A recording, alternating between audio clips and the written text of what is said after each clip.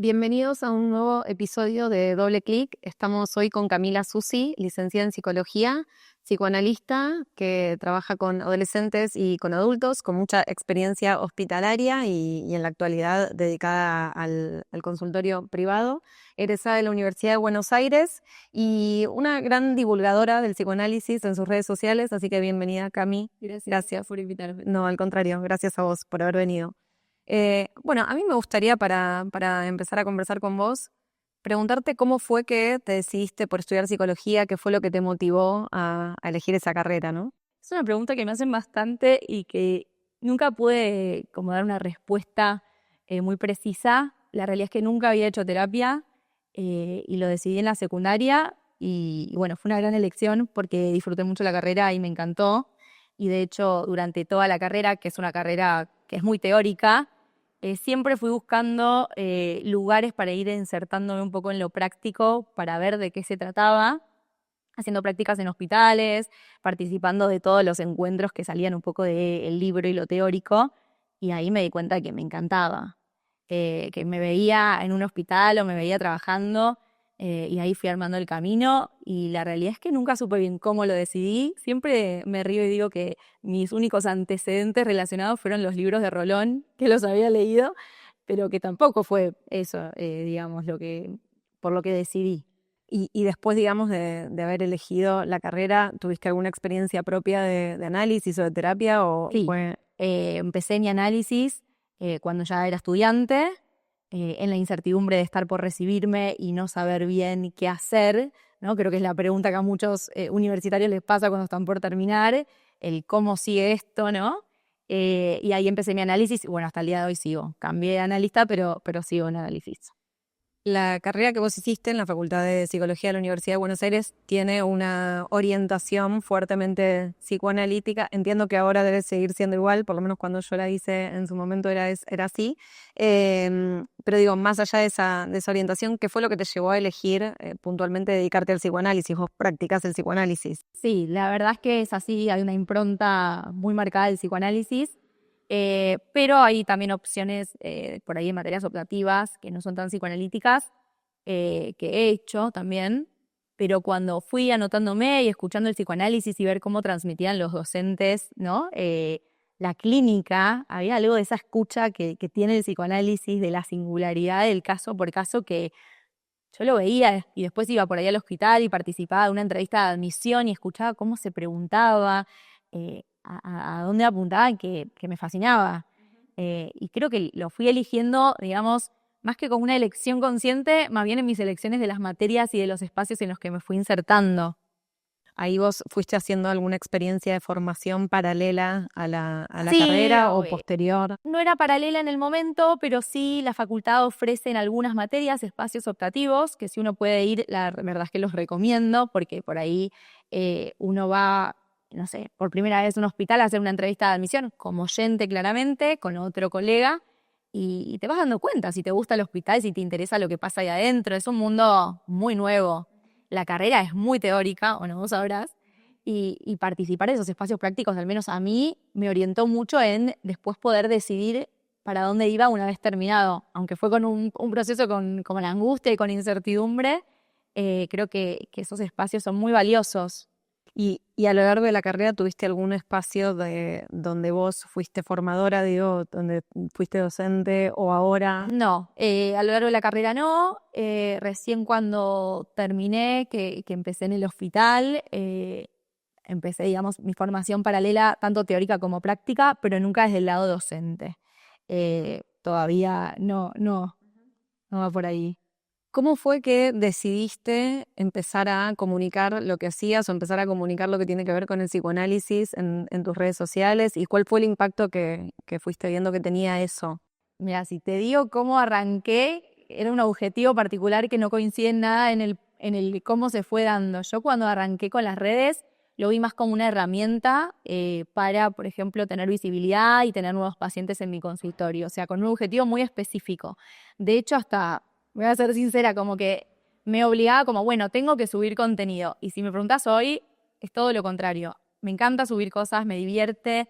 Creo que la cuenta viró y va virando cada semana te diría hacia cosas nuevas. Por ejemplo, hoy estamos acá y nos conocimos por redes.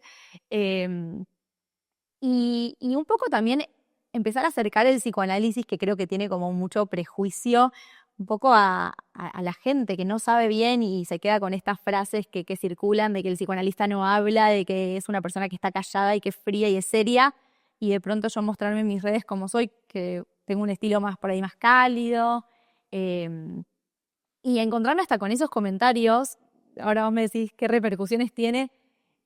Justo me habló hace poco una persona para atenderse conmigo y me dice, bueno, ¿qué tipo de terapia haces? Y cuando le digo que soy psicoanalista me dice, pero es la que no hablan y están callados y intervienen poco.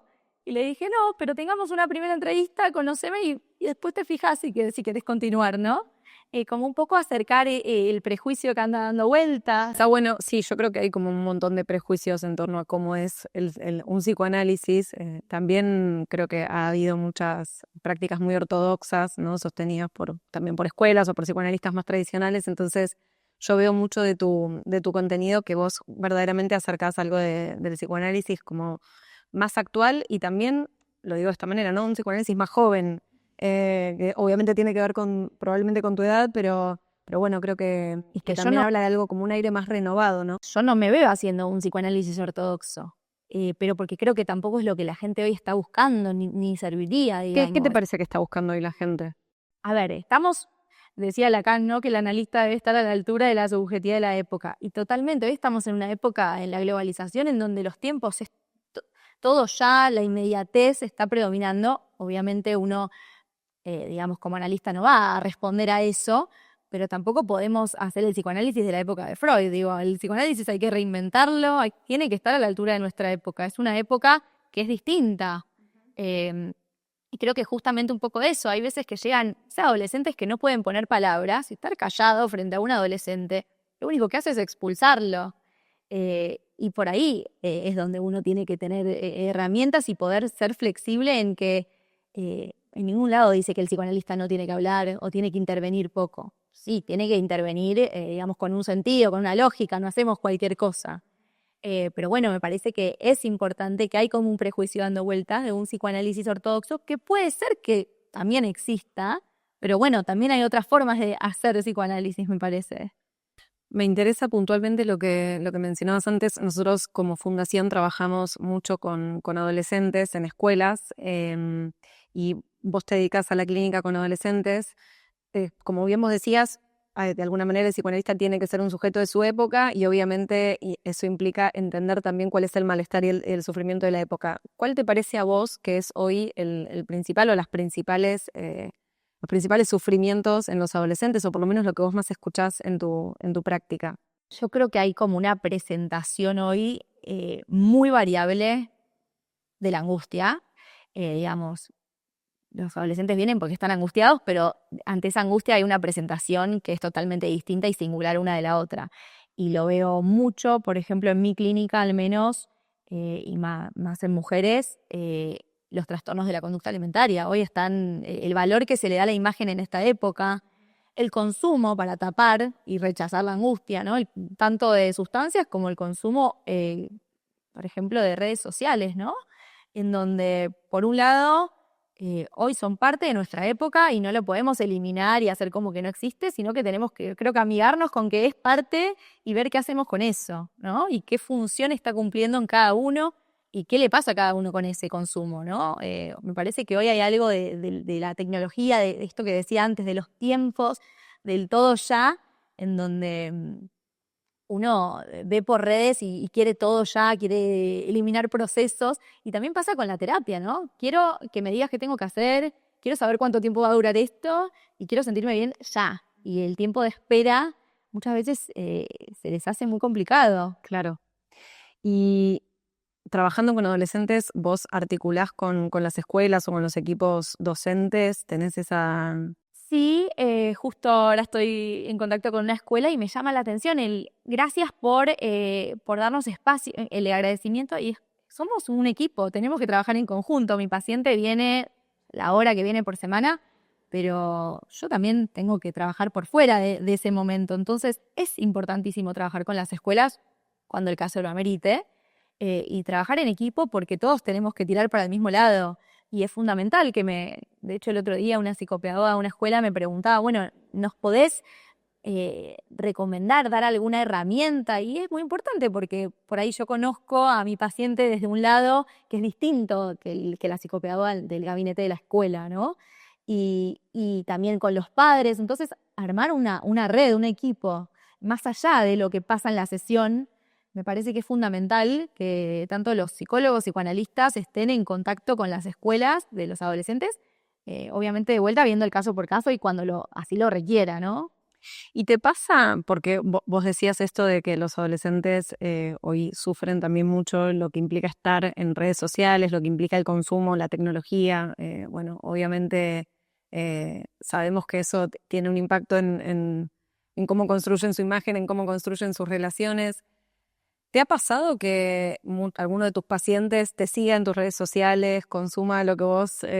Tengo muchos pacientes que me contactaron y me conocieron por redes y la verdad es que está buenísimo, que en algún punto era por el motivo por el que armé mi cuenta, pero no por el que lo sigo sosteniendo hoy. Y también me ha pasado de que alguno me diga, te vi en TikTok y que se sorprenda, pero también en algún punto como que eso acerca también, ¿no?, la figura del analista en el caso de un adolescente, por ejemplo, fue muy interesante porque a verme como alguien más un par, ¿no? Para poder hablarme y entender de qué me hablan.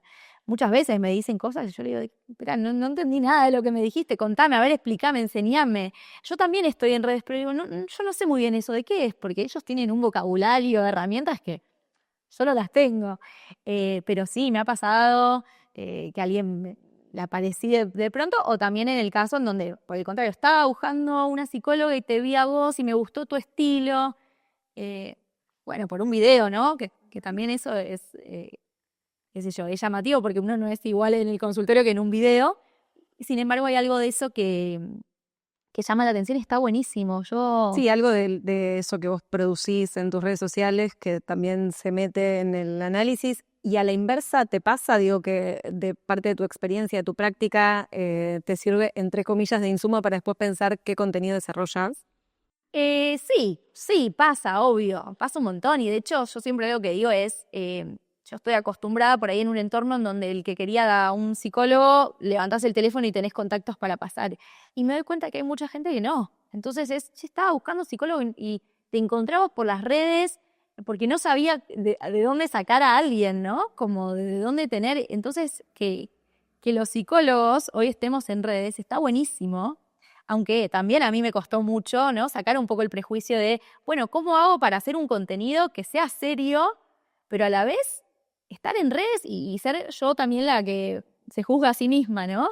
De, bueno, pero está bien que yo esté en redes, bueno, con cuidado, con ciertos límites, pero bueno, creo que todos nos estamos acostumbrando que es una época en donde hace 20 años no existía ver a tu psicólogo en redes sociales haciendo contenido.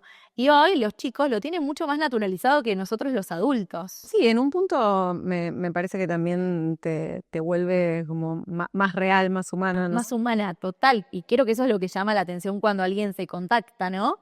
Pero bueno, del lado de uno, que por ahí yo en mi época, no sé, hace unos años no existía, por ejemplo, TikTok, entonces no veías a nadie en redes sociales. Pero por ahí uno está más acostumbrado a pasar y ver gente, qué sé yo, charlando de temas, bailando, haciendo los trends, que son las cosas que están como virales, y de pronto ver a tu psicólogo por ahí puede ser llamativo. De hecho, también llega el hate y los comentarios por ahí negativos, tampoco todo es hermoso, y a veces uno le hace ruido, che, pero está mal lo que subí, no da subir esto hablando de este tema.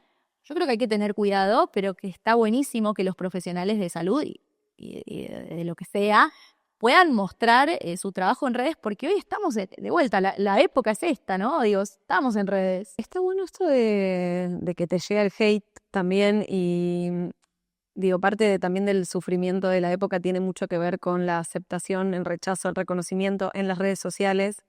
¿Cómo lo vivís vos desde tu experiencia también, donde vos sos una divulgadora profesional? O sea, divulgás contenido, pero lo haces desde un lugar profesional, serio, cuidado. Y de repente, ¿qué impacto tiene eso en vos y también en tu propia salud mental, no? Mira, la verdad es que es como un poco... Sabía que eran las reglas del juego cuando me metí, ¿no? Uno sabe que va a llegar el comentario re lindo y alentador y que van a surgir cosas recopadas y también que va a aparecer el comentario negativo. A mí, en lo personal, no me suele afectar mucho, hasta me enoja a veces, pero no por mí, me enoja por otros profesionales que por ahí están iniciando y digo... Che, qué garrón que aparece un colega cuestionando el trabajo de otro, porque yo nunca me metería con el trabajo de un colega por redes, porque no te conozco, no sé cómo trabajas en tu consultorio. Un video es un video. Pero sí me ha pasado en relación por ahí de preguntarme como como prejuicio de ¿cómo hago para hacer un contenido que no banalizar la profesión, ¿no? Un poco, eso sí me ha pasado, de que por ahí ser mi propio obstáculo en relación a, bueno, esto que decís, yo intento divulgar o acercar el psicoanálisis, pero a veces el psicoanálisis, por ejemplo, es muy complejo de bajar a tierra y de explicar, de hecho por eso me encantó tu libro, y a veces digo, bueno, prefiero no hablar de esto si no lo estoy pudiendo como hacer de la forma que me gustaría, y bueno, hablo también de salud mental, de psicología, digo más general, dirigido a profesionales también. Pero bueno, sí, en algunas veces sí pasa. ¿No tenés a veces la sensación de que como en el psicoanálisis pasa algo que tal vez no pasa en otras prácticas o en otras profesiones, donde parece mucho que el saber está como relegado a ciertos referentes, ¿no? O que hay que estar como, hay que tener un gran recorrido para autorizarse para hablar? Por eso a mí me parece como también muy noble tu rol de divulgar psicoanálisis y creo que hoy en día es súper necesario porque también es una práctica que si se sigue cerrando sobre sí misma se va a volver antigua y abandonada. Pero yo creo que hay algo de esto de hablar de psicoanálisis, está como este mito de que hay que saber mucho y hay que tener mucha experiencia y mucha práctica que tal vez otras profesiones no lo tienen. Yo sí, coincido totalmente, hay un poco de eso, por eso hasta yo también caigo en esa trampa y a veces intento hasta mostrar, como por ejemplo estudio en una escuela y muestro la escuela más desde el lado como de esto, de mostrar en acciones más bien de teorizar, porque por ahí a mí me cuesta más lo teórico o ponerme a explicar un concepto para gente que no entiende psicoanálisis. Entonces intento mostrar más cómo yo como psicoanalista digo, estoy actualizada, no estoy callada, Sí, que hay estudiás, distintos supervisás, te estilos, que formás. estudio, que me formo y que creo realmente en lo que hago que tiene efectos, ¿no? Porque ahí va lo principal también, digamos, no es que los psicoanalistas estamos juntados todos estudiando para nada, digamos, tenemos nuestros pacientes que vienen, que vemos efectos, que pasan cosas en el consultorio, porque si no, ninguno tendría trabajo y yo me quedaría en mi casa haciendo otra cosa. Pero sí. Vos decís, tiene efectos, que obviamente, y coincido, y ahí es cuando también se ve más fuertemente, me parece, esta cuestión de que el psicoanalista no se hace solamente a través de su formación, sino que es la formación, es la práctica y es el propio análisis. Eh, ¿Tenés alguna experiencia que puedas compartir donde puedas dar cuenta de alguna manera de esos efectos que tiene el psicoanálisis? Digo, una propia o de algún paciente o alguna que te resuene. A mí siempre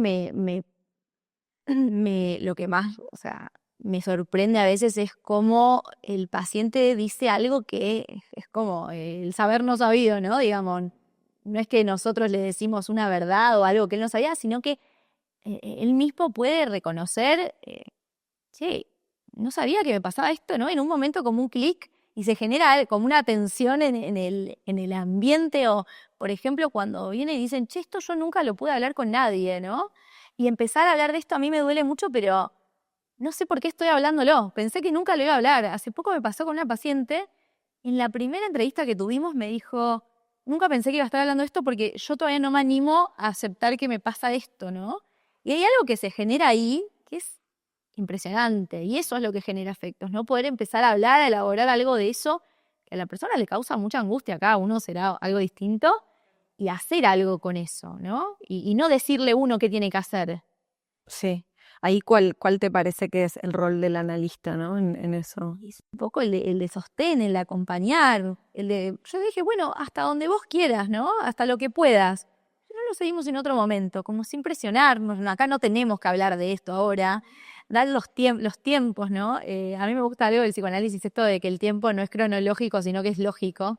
Porque es cierto, el tiempo del reloj, medio que en un análisis no sirve de nada. Esto de los tiempos lógicos es tan real, ¿no? Lo vemos cuando el paciente está hablando de algo y de pronto lo asocia con otra cosa y dice, che, nunca me había dado cuenta que esto podía tener que ver con esto, ¿no? Y bueno, ahí desde la intervención es escuchar, es poder como ofrecer algo para esa asociación, para empezar a darle cierto sentido a eso que está diciendo, que le pasa. Ujú. ¿Cuál es el rol que tiene para vos en tu práctica la supervisión? Yo soy como una fanática de la supervisión, lo digo por todos lados, para mí la supervisión es todo, es fundamental, es muy necesaria, o sea, yo superviso desde que empecé, fijo, me parece el espacio que más, incluso en mí, si bien es muy importante la formación teórica y lo hago, para mí la supervisión es un espacio que es único, digamos, donde uno puede trabajar, digamos, ver el trabajo que está haciendo con sus pacientes, con alguien en quien confías, que tiene mayor experiencia y en donde lo teórico aparece, pero de otro modo, porque empieza a aparecer, bueno, las dudas, ¿cómo intervengo con esto? ¿Qué hago con esto que me dijo el paciente? No sé cómo manejar esta situación. Y me parece que se aprende muchísimo en la supervisión y que no está tan, digamos, tan visible. Yo recuerdo en el paso de la universidad, no sé si alguna vez escuché y sabía que era la supervisión. Creo que eso lo fui viendo después. Y yo en mis redes hago hincapié todo el día en las supervisiones, el espacio de supervisión individual y también en el espacio de supervisión grupal, porque no hay nada como aprender de otros colegas, aprender con otros. La clínica, que es tan solitaria, de pronto poder tener la posibilidad de escuchar cómo otro colega interviene, cómo escucha otro colega, otros casos, es algo que, si lo pensamos en nuestra profesión, es único porque uno no puede ir a la sesión de un analista con un psicólogo a escuchar, como por ahí podría pasar en otro tipo de profesiones. No sé, me imagino que un dentista puede tener a alguien observando. Bueno, yo creo que en la supervisión se aprende muchísimo y que es fundamental. Por eso también en mis redes un poco armamos este espacio entre colegas y me junté con otra psicoanalista con más experiencia para empezar a darle apoyo ya sea si atendés hace muy poco, todavía no atendiste o ya tenés años en la clínica, porque yo atiendo hace varios años, pero para mí la supervisión es fundamental. Sí, también te escuchaba y pensaba en esto de que efectivamente no se puede ir a ver o sea, obviamente existen ateneos en los cuales se presencian entrevistas, pero no es lo más habitual, son espacios de formación. Y pensaba que, claro, también por eso en la supervisión se pone mucho en juego el propio sujeto del analista y todo lo que se puede trabajar ahí respecto de nuestro rol como analistas, ¿no? Totalmente, es un espacio que también el supervisor tiene un estilo, también uno puede supervisar con diferentes personas y ahí también está bueno conocer otros estilos, porque a veces uno se cierra a, bueno, como estudio en tal lugar, este lugar es más ortodoxo, somos todos así, o tu analista es de tal forma, y uno también, yo también aprendo de mi análisis y de cómo es mi analista, entonces me parece que está bueno participar con otros colegas. Uh-huh. ¿Y estás haciendo formación en alguna institución? Estoy haciendo formación en psicoanálisis en ICDEVA, que es el Instituto Clínico de Buenos Aires, que está en la Escuela de Orientación Lacaniana. El año pasado empecé, así que este es mi segundo año, y donde también es un espacio que yo creo que hoy en día las escuelas de psicoanálisis también quedaron como un poco relegadas. Creo que en otra época tenían como más visibilidad, y hoy hay tantas posibilidades de formación que no están adentro de las escuelas, que a mí me gusta también estar adentro de una escuela porque es ir, verte con colegas, hay algo como de pertenencia que está bueno. Obviamente a veces uno tiene, no sé, le gusta más un espacio u otro, no me cierro a una escuela, pero sí me gusta como formarme ahí, me parece que la experiencia está buena. Y ahí la formación que vos estás haciendo es de psicoanalistas que están empezando su práctica. Hay de todo. Hay gente que está empezando. Yo, por ejemplo, sentí que la aprovecho más ahora que si, no sé, hubiera empezado apenas me recibí, pero hay de todo. Lo que sí está bueno es que hay gente joven, y eso también me ha pasado mucho en otras escuelas de psicoanálisis, de ir y encontrarme con gente muy mayor y sentir que no pertenecía, ¿no? Sentirme como medio afuera. Entonces creo que es importante que cada uno vaya encontrando su lugar de formación, ya sea una escuela, ya sea con un docente de la facultad que te gustó, alguien en redes que hace, hoy en día que hay un montón de cursos, ¿no? Como cada uno ir buscando tu lugar, ese referente, esos referentes, esos espacios. Sí, totalmente. Nosotros, yo te contaba hace un ratito, nosotros somos una organización que nos dedicamos a educación. Obviamente vos desde tu práctica seguramente has visto que la demanda en salud mental ha crecido mucho, cada vez son más los jóvenes y los adultos, los niños también, que necesitan y demandan análisis. ¿Qué rol te parece que tiene que tener la salud mental en el sistema educativo, en las escuelas, en el trabajo con niños y adolescentes? Yo diría, me atrevo a decir que un rol principal. Muchas veces me pasa que viene un chico que bajó el rendimiento en la escuela y yo le digo a los padres, lo último que me importa en este momento es la nota, porque acá le pasa algo y tenemos que ver primero qué le pasa para que pueda rendir y volver a tener las notas que tenía. Y yo creo que hay algo en donde hay como una desconexión, ¿no? Sí, a veces hay un taller, te enterás, hacen un espacio, pero creo que es fundamental que haya más espacios de salud mental porque los chicos pasan mucho tiempo en la escuela.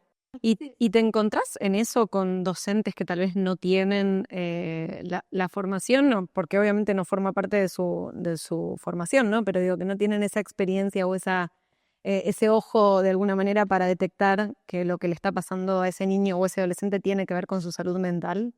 Por lo general, creo que los maestros la tienen bastante clara. Aunque no tengan formación, me parece que pasan tanto tiempo con los chicos que los conocen demasiado bien.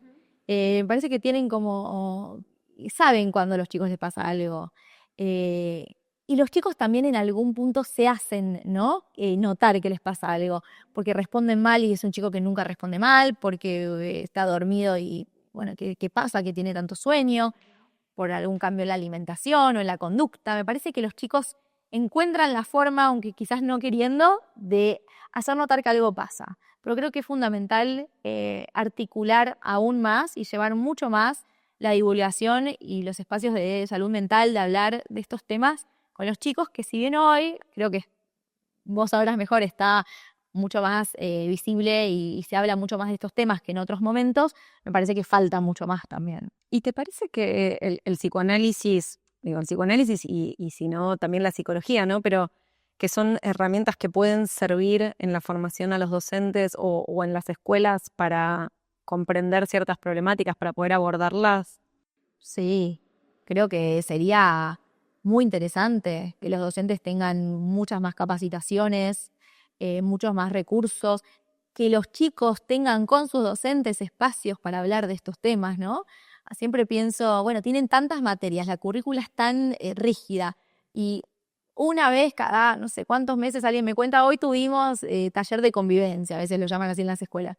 Digo, eso debería estar mucho más presente, con más frecuencia, ¿no? Digo, si sacamos una hora un ratito de una materia y ponemos un espacio en donde los chicos puedan hablar de lo que les pasa, en donde se pueda hablar de estas cuestiones, sería muy interesante, que en mi época al menos no lo tuve, ¿no? Me parece que no había en otra época. Y hoy los chicos hablan de los temas, yo creo que también por las redes sociales, ¿no? Que hay mucha información, como con mucha más naturalidad, como que la tienen más clara, pero yo creo que hacen falta esos espacios. O el bullying, ¿no? Digo, estas cuestiones que uno después las escucha en la clínica y las escucha también en adultos, ¿no? Que lo arrastran de, no, porque a mí me hacían bullying en el colegio y todo empezó ahí. Uno dice, wow, o sea, esto dejó mucha huella. Sí, ahí, digo, vos hablas del bullying, que yo creo que es una de las grandes problemáticas de convivencia en las escuelas. ¿Cómo pensás que influye o cómo lo escuchás también en tu práctica, sobre todo con adolescentes, esa experiencia educativa y la posibilidad o no de hablar de esas cosas en la escuela, en cómo los jóvenes construyen su autoestima, su imagen? Que es fundamental. Yo creo que hay digamos, después tiene mucho peso, ¿no? En cómo, como decís vos, en en el valor que uno se da a sí mismo, en su autoestima, y en cómo uno se vincula también, ¿no? Vincularte desde el miedo a la exclusión, al rechazo, después te hace, no, yo no participo en clase porque me da vergüenza hablar. ¿Cómo que te da vergüenza hablar? Ah, sí, porque que se rían de mí, ¿no? Uno a veces escucha esto hasta en gente, como decía, adulta o jóvenes, y creo que es fundamental que en la escuela se siga hablando más y más del bullying, de la importancia de la empatía, y cosas que creo que pasan y uno no se da cuenta a veces, ¿no? Queda como medio invisibilizado y solo, el único que lo sabe es el que lo sufre. Ujú. ¿Y qué recomendarías a familiares, padres, madres y docentes para poder acompañar de alguna manera a los jóvenes en ese padecer? Yo creo que es muy importante en las familias poder hablar. A veces quizás por ahí tu hijo no te va a responder lo que vos querés preguntarle, ¿no? Pero bueno, ver qué te quiere contar él. Por ahí esos momentos, no sé, en la cena, hacerse un lugar después del trabajo para sentarte a escuchar qué hizo hoy. Creo que es fundamental la pregunta de, bueno, ¿cómo te fue hoy, no? Creo que con eso los padres también se pueden dar cuenta cómo vienen los chicos del colegio, con qué cara salen de la escuela. Si los chicos entran con una cara y salen con otra, nos están diciendo un montón de cosas. Hay indicadores, sí, las notas, ¿no? Cuando hay un cambio muy brusco, que uno se puede dar cuenta, pero me parece que ahí no hay que ir a lo académico, sino a pensar, bueno, ¿le estará pasando algo más? Y que los padres tengan comunicación también con las escuelas, el gabinete, ¿no? Digamos, una red donde haya conexión entre todos eh, estos esta red que tiene que acompañar a los chicos en la escuela. Sí, hay fenómenos de repente donde pasa que tal vez no hay un indicador claro, ¿no? Y se mantiene el rendimiento y bueno, digo, ahí es muy difícil. Me parece que estamos también en una época donde al menos a las adolescencias les cuesta mucho como dar cuenta de lo que les pasa, ¿no? Sí, es cierto eso. Pero también muchos adolescentes, o me ha pasado al menos en mi clínica, de que los padres los traen porque los chicos dicen, quiero empezar terapia, ¿no? Porque escuchan que alguien va, porque escuchan en redes, y por ahí no saben bien qué les pasa o les cuesta poner en palabras, pero ya piden el espacio, y eso es fundamental. Entonces también a veces uno como padre, por ahí si ve que no está pudiendo ver cómo está tu hijo, qué le pasa, por ahí preguntar en la escuela cómo lo ven, por ahí, che, ¿querés poder preguntar? ¿Querés hablar con alguien? Por ahí no es conmigo, por ahí con tu tía querés hablar, puede ser que tenés una tía Sí, recopada. totalmente. Quizás ahí la recomendación de un espacio de terapia es una estrategia muy sencilla, pero que de alguna manera es disponibilizar una herramienta que por ahí el joven no sabe que la tiene. Total, y por ahí no empieza con terapia, pero sí con el espacio de hablar. Ok, soy tu papá, ¿no te animás a hablar conmigo? ¿Te pasa algo? ¿Querés, no sé, con alguien, ¿no? Tener ese espacio. Sí, creo que es fundamental. Y si tuvieras que recomendar, digo, alguna lectura o algún podcast, algo para docentes, para que puedan tener más herramientas para acompañar a los adolescentes en la escuela, a los niños y a los adolescentes. Y esa es difícil, la tengo que pensar. Sí, la verdad es que el tema de las lecturas o los podcasts, yo creo que hoy hay demasiados recursos y que no a todos les gusta o les sirve lo mismo. Yo creo que hoy hay mucho para mirar y que cada uno vaya viendo, digamos, que de eso le resuena, ¿no? Como desde el lado de docente. Más allá de recomendar un libro o un podcast, que creo que son herramientas que pueden servir un montón, yo creo que los docentes también tienen que pedir en las escuelas espacios para ellos, ¿no? Yo siempre lo pienso y pensaba también hoy en relación a esta charla, en que muchas veces los docentes no tienen con quién hablar lo que les Totalmente. pasa en la ¿Y clase. ahí qué les recomendarías para que puedan cuidar su propia salud mental, no? Es que es fundamental que ellos puedan tener un espacio donde, primero, las cuestiones básicas, ¿no? Que sean docentes que puedan dormir bien, comer bien, que trabajen cierta cantidad de horas por día. A veces los escuchamos a los docentes que trabajan 8 horas, después tienen que estar corrigiendo los exámenes y de pronto todo se vuelve el trabajo. Y claro, también llegar y tener que sostener un aula con un chico que le pasa algo, con otro que le pasa otra cosa, es muy difícil. Entonces yo creo que tienen que cuidar de su propia salud mental para poder cuidar a los chicos, a los demás. Pero yo creo que también ya que hablamos un poco de la educación y de las escuelas, tenemos que pensar más en los docentes, porque ellos son los que cuidan también de los chicos. Entonces tienen que haber espacios, más allá para los chicos, los talleres, en donde los docentes también tengan por ahí un espacio de tutorías, hablar entre ellos, que, bueno, como la supervisión voy a pensar en paralelo, ¿no? De los psicólogos que nos juntamos y hablamos de los casos, me parece que sería re interesante que los docentes tengan esos espacios. Sí, quizás espacios donde las dificultades, los desafíos que aparecen dentro del aula se puedan compartir. A veces me da la sensación de que se pone mucho el ojo crítico sobre el rol del docente, perdiendo de vista que no solamente educan, sino que sostienen un montón de disfuncionalidades. Y acá está la pregunta típica, ¿quién los sostiene a ellos? Entonces es pensar que por ahí, además de para los chicos, sería muy interesante que los docentes también tengan su hora libre, pero de un taller, de un lugar más ameno, en donde no sea, ¿qué contenido le vas a dar mañana? ¿Qué le tomás en la prueba mañana? Sino, bueno, sí, ¿qué hacemos con esto? ¿Cómo están ustedes llevando, no? Quizás liderado por algún psicólogo que pueda dar herramientas, pero que pueda escuchar. Yo creo que los docentes tienen herramientas, pero creo que a veces necesitan también, ¿no? Ser escuchados. Todos necesitamos ser escuchados.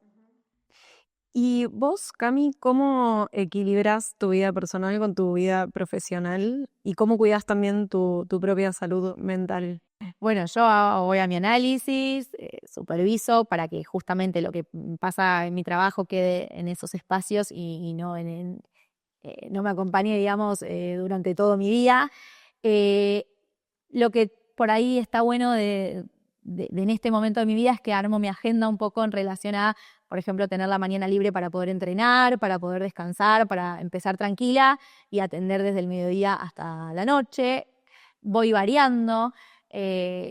Encuentro y sé bien cuál es mi límite, sé bien, bueno, cuánto quiero atender, cuánto puedo atender y cuánto tiempo también le quiero dedicar a otras actividades, también porque uno se tiene que formar y tengo que sentarme a leer, pero también de disfrute, ¿no? De lo social, prestarle atención también, ¿no? A actividad física. Sí, así que la realidad es que la agenda del psicólogo en el consultorio tiene esa flexibilidad que quizás está buena.